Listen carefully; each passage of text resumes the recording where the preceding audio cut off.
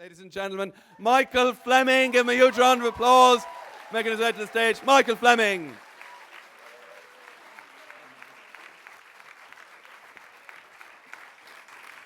Hello.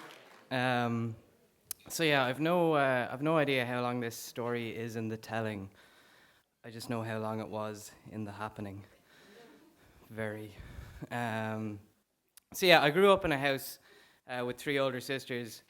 It was very much not a democracy. Very few things I was allowed to have a say in. And one sister in particular had an influence over me that I don't think she still to this day realizes. Some of it was good. For instance, I wasn't allowed to walk in the same line as her in town if I was going to continue wearing those shoes. So, it insisted that I have some sort of idea of fashion from a very early age. There's never too early to be aware of what shoes are the right shoes for the right pants. And at age 12, she marched me into a salon with a cutout from a magazine of Freddie Prinze Jr. and slapped it down in front of the barber or whatever, the hairdresser, and told her that she wanted me to look like that. Now, it took a lot more than hair at that age to make that occur, but, determined she was. Anyway, this is, I'm going to tell a story about one of the things that probably wasn't of a good influence. One of the many things she would have said to me when I was growing up and just, not even thought about, but definitely had an influence over me. When I was about 8, I remember my sister was having her period, and I didn't know what that was. I just knew it was bad and she wasn't happy to be having it. They were the only two facts I had in my head. So as a little shitty 8-year-old brat, I pointed and laughed at her, and I said, "Ha, you're having your period." And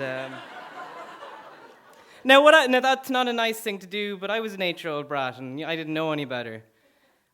I don't think the consequences were warranted what happened, because she leaned in as calmly as possible, without taking a breath, and just leaned right down to me and said very softly, "You'll be getting yours soon."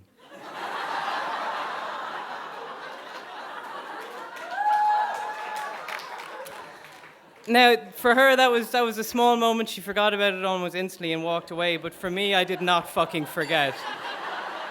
I didn't know what I was going to get. But for months, years, I waited for it to come. I waited in absolute terror, because every now and again, a little piece of detail would fall upon me that would scare the shit out of me even more than it, because I knew how angry it made her. I knew once a month it was like the full moon to a werewolf, and I knew I should hide from that point on. But little details, you bleed for a week, and imagine as a 9-year-old boy finding that out, that at some point in the near future that was going to happen to me. And I know all the women here are like, yeah, fuck off, that happens to us all the time. But for me, it was really very worrying. So, of course, over time, that detail kind of faded out of my memory, and it took a while. It wasn't just snappy like that. It stayed there for some time, but eventually it did fade out. And I remember being in first class of secondary school, and that know-it-all boy telling everybody that thing that he'd tell you what a condom was for or whatever. And I remember him telling everybody how only women get their period. And the moment I was just about to correct him,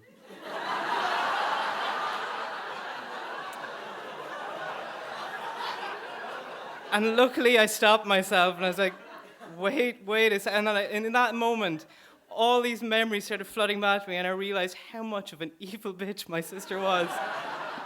Thank you.